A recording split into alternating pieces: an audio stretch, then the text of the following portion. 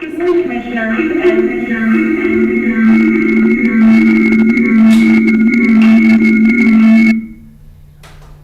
TV and this.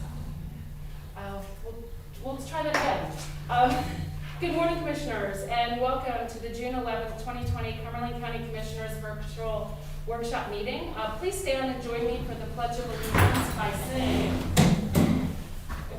Pledge allegiance to the flag of the United States of America and to the republic for which it stands, one nation, under God, indivisible, with liberty and justice for all.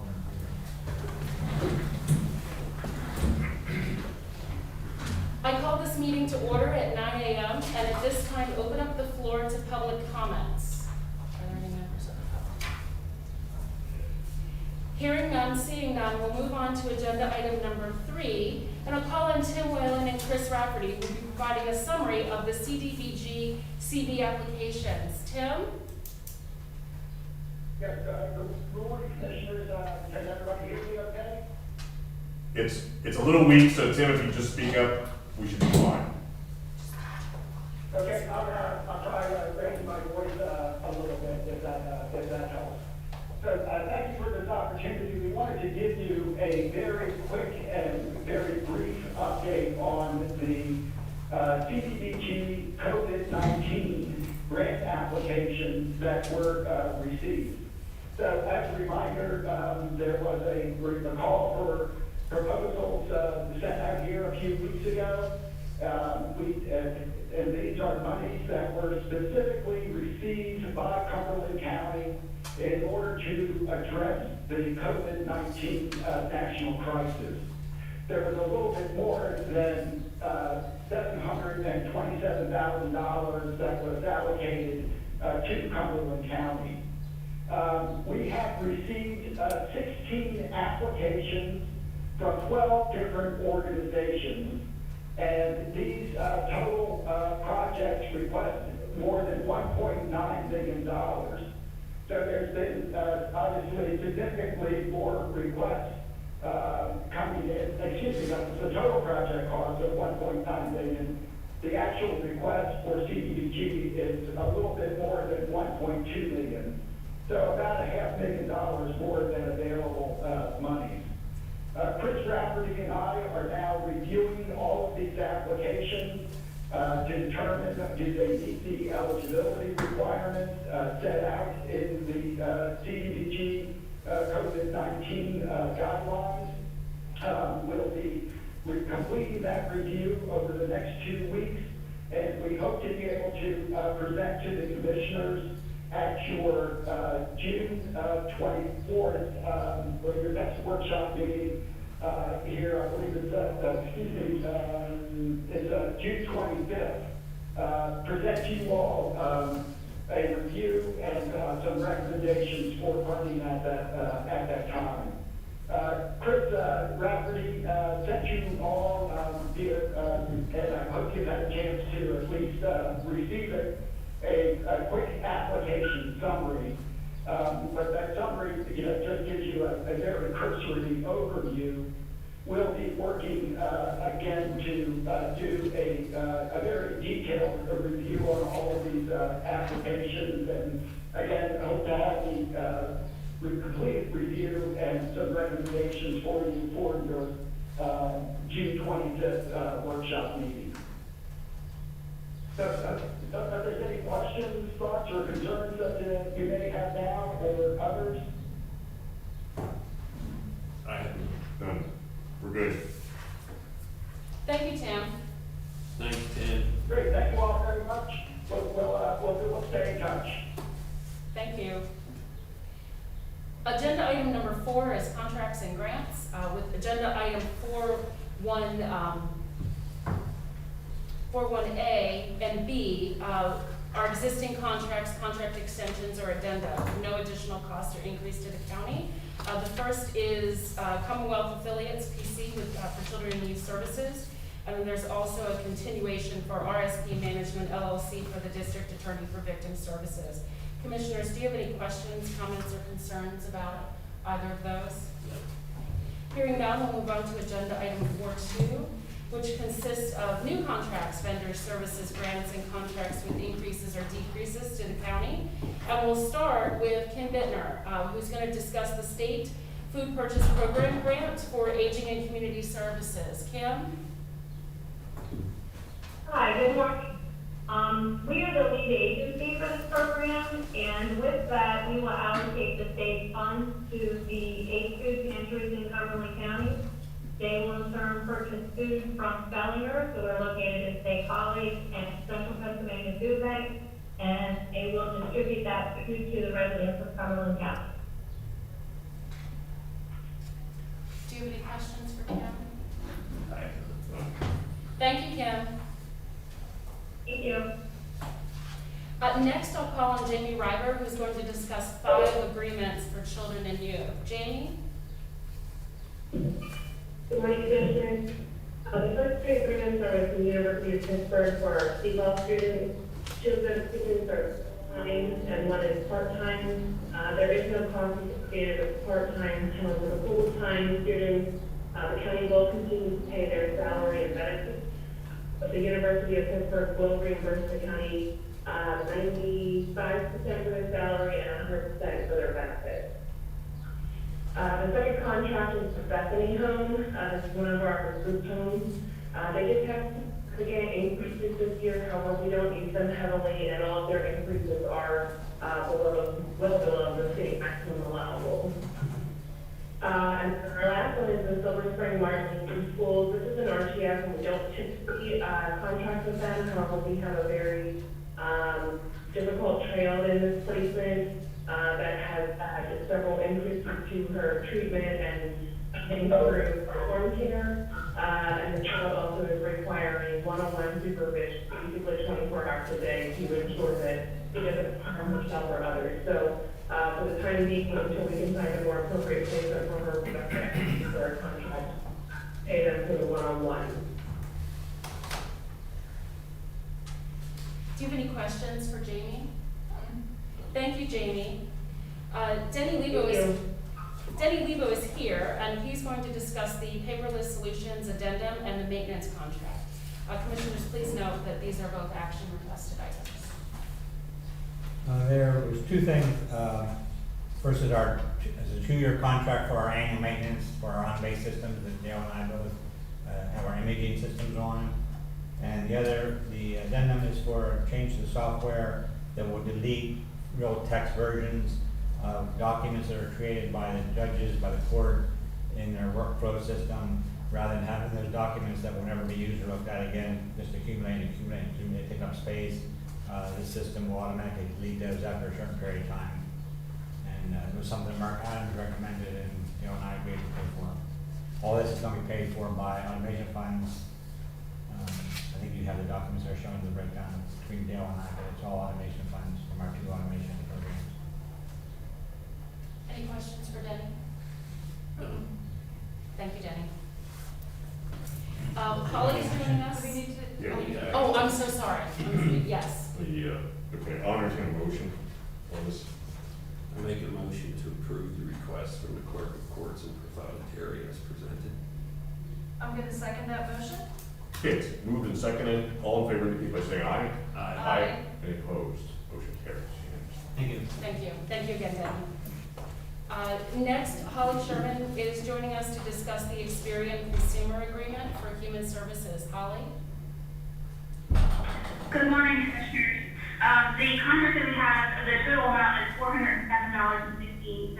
This is to provide identification monitoring for an individual due to a liability claim that we experienced.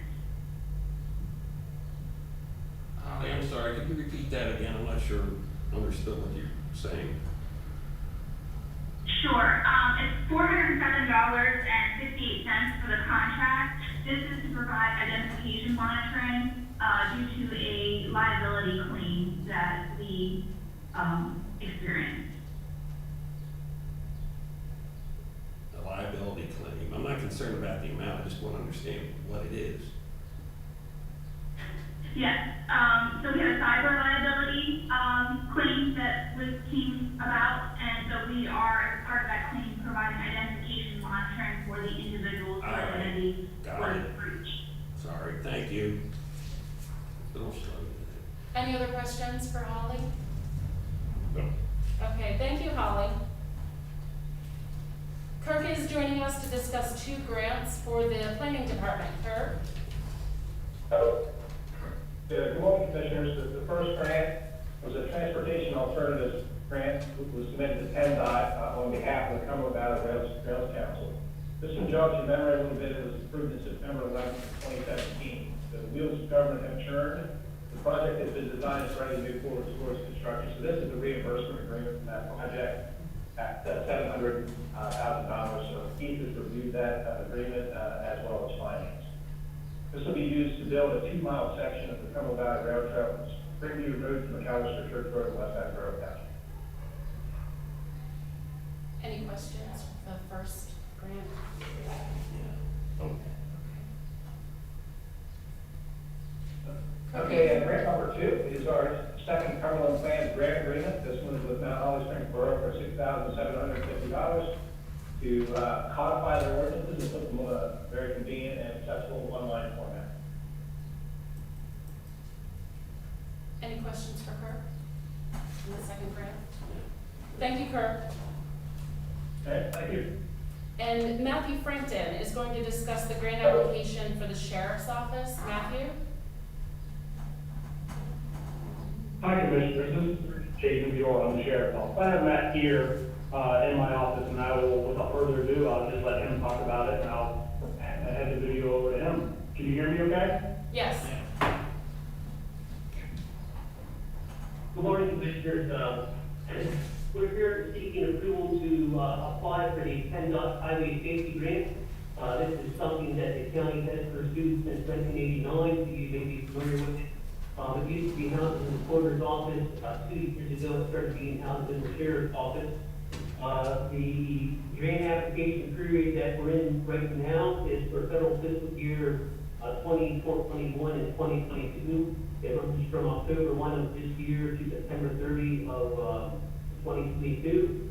It is a cost reimbursement grant, so the PennDOT will reimburse all costs for the program. What the program is about is the Community Traffic Safety Program for Cumberland, Dalton, Franklin, and Perry County. It's part of the PennDOT Highway Safety Education Program. All across the Commonwealth, there is these programs, and what we do is provide traffic safety education to various groups and age ranges, from parents with young children with car seats, to bicycle safety, to teen drivers, to mature drivers at senior centers. And we do this through a variety of educational means. Is there questions? Okay, thank you. Agenda item number 5 is a motion to reaffirm the approval of Pennsylvania National Guard agreement for Claremont Nursing and Rehabilitation Center. That was for them to conduct the testing, for the universal testing at the nursing home. We need action. Yes. Yeah, what's the action, which one is? So I'll move to reaffirm the approval of the Pennsylvania National Guard agreement for Claremont Nursing and Rehabilitation Center as presented. And I'll second the motion. Okay, it's moved and seconded. Any further questions, comments? Yeah. All right, all in favor indicate by saying aye. Aye. Any opposed? Motion carries. Thank you.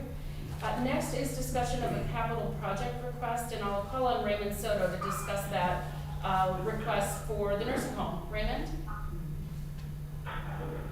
Hello, Commissioners. We are requesting a machine clean and disinfect wheelchairs. Project amount is $31,226.14. I have Clifford Johnson here. He is our general manager of Sodexo to talk about specifics. I'm just going to move it over to those. Good morning. Morning. Currently, our officers about 30 minutes to clean wheelchair by hand. Yeah. I'm sorry, gentlemen, we're having a really hard time hearing. You take the next Oh. one. Okay. Is this better? Good morning. How is this? Good. This is it? Okay, go ahead. You gotta talk. So currently, this is about 30 minutes to clean a wheelchair by hand. We just department is tasked with disinfecting roughly 200 wheelchairs per month. 200 wheelchairs at 30 minutes, that's about 100 labor hours per month we're currently providing. A wheelchair washer will allow the EVS department to streamline the cleaning process while ensuring the thorough cleaning and disinfection of each chair. The proposed machine will allow us to clean and disinfect each wheelchair in 7 minutes. That'll be a reduction to about 1 to 1.2 full-time employees. We'll be saving approximately $22,000 in labor each year, with the machine cost of being roughly $32,000. That's a return on your investment of 1.6 years. Do you have any questions? I do, and some of it is because I couldn't hear. Sorry. That's okay. So Raymond, the person with you, what is his name, please? This is Clifford Johnson. He's the general manager for Tedesco. He oversees our kitchen, our laundry, and our housekeeping departments. Thank you. That's what I needed to know. Thanks. No problem. Any other questions? Thank you, gentlemen. I'm sorry, I have a question if you don't mind me asking. Of course. Is this amount is above the threshold amount that would require you to go out to bid? Is this being purchased through CoStar or some other, a governmental entity or something like that? So I provided 2 bids. I was able to get a third. One is direct supply and one is aquapay. Raymond, I'll need to talk to you about this later. I don't want to tie up the meeting, but there's some things I need to go over.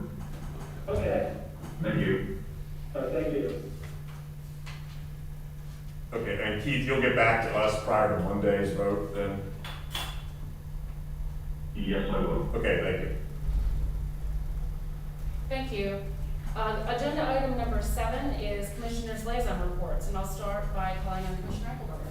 Okay, briefly, one good piece of news is the Recycling Authority is going to resume meetings, and Monday will be the first one, and we've got a quorum already, so apparently everybody's anxious to get out of the house and start attending meetings again. We've got a considerable amount of business to address, so I'll have a briefing for you on that after that event next week, but we're all looking forward to that. Later in the week, the Mental Health Board will be meeting as well. So the only other items I have are in regards to Cumberland Area Economic Development Corporation. I think I've given you most everything I have on a rolling basis on that, since most of what we're working on there is COVID-19 recovery related. Or the other item, of course, is the strategic blueprint process that continues rolling out. I think we all got an email of the draft, the final draft of the blueprint guidance document, and that'll be subject to a review on Monday by the Policy Planning Committee, meeting by Zoom, and then Tuesday is the board meeting. We have an extended board meeting, and that will be the opportunity to have our final discussion as a board, and then the final document also will come to the commissioners for an additional review. So we're reaching the culmination of this phase of the work, and the work on the specific work plans for the initiatives is underway now, and that'll take some time to roll out. That'll be closely related to what's going on with the COVID situation as well. So I'll continue to have updates for you on that. Also, in case you didn't see it, the guidance that we've been waiting for in regards to the county block grant for business recovery, for business recovery and other items. That guidance will be coming from CCAP today. They are guaranteeing us, they sent something at the end of the day yesterday telling us it's coming. There's a few more sign-offs, but they assured us it would be coming today.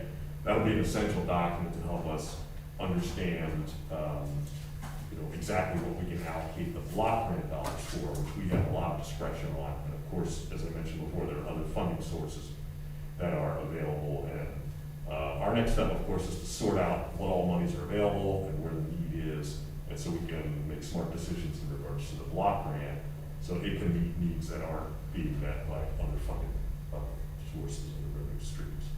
So more coming on that very shortly, and we'll be keeping our eyes open for that. The only other item I have is I did participate in CCAP, the County Commissioners Association of Pennsylvania Governance Committee meeting, about an hour, 15-minute meeting, day before yesterday, on, no, it was doesn't matter. We just had it, and no, it was Tuesday. And we were dealing with the governance committee's review of the platform of resolutions that's adopted every 2 years for, as the official positions of the County Commissioners Association of Pennsylvania. It's always an interesting thing, but I will note that a number of the items, a huge number of the items, probably upwards of 40%, maybe more, simply come up and they are reaffirmed because there's been no resolution to them. And they continue to be priorities for county governments that are not acted upon by the legislature. So we did reaffirm a good number of them. So there's obviously a lot of work that still needs to be done to help counties do the job that we have to do under very difficult circumstances. One of those items I think I mentioned to you before was that we've reaffirmed once again that the Commonwealth really needs to do a considerable rewrite or substantial codification of the state's election code, the Commonwealth Election Code, which, as you're aware, has been an issue here in recent weeks through some discussions we've been having germane to the just completed election and certainly relevant to upcoming elections as well. So that call for election code reform continues to be a significant platform in the CCAP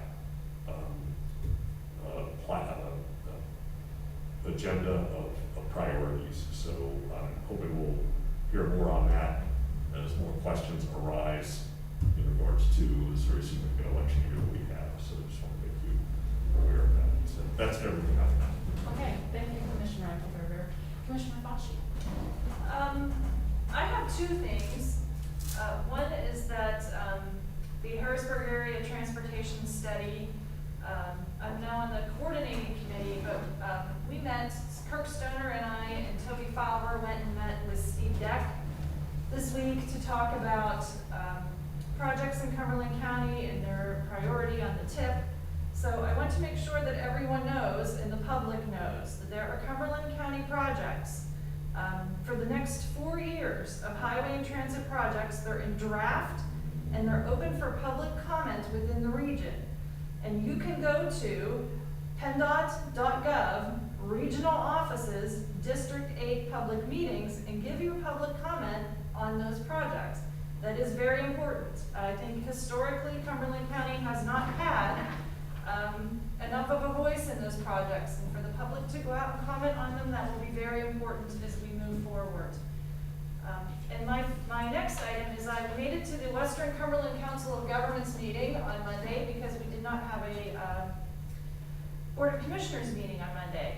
And one of the things that I really took away from that meeting is that we have fire companies in the western part of the state that now have no fundraising available to them because of COVID-19. Western part of the county. I'm sorry, yes, western part of the county, thanks. Who have no fundraising to them available to them because of COVID-19. And I'm thinking in particular of Penn Township's fire company, where they have their annual fair, their annual carnival every year, and that certainly appears as if it's going to be put on hold.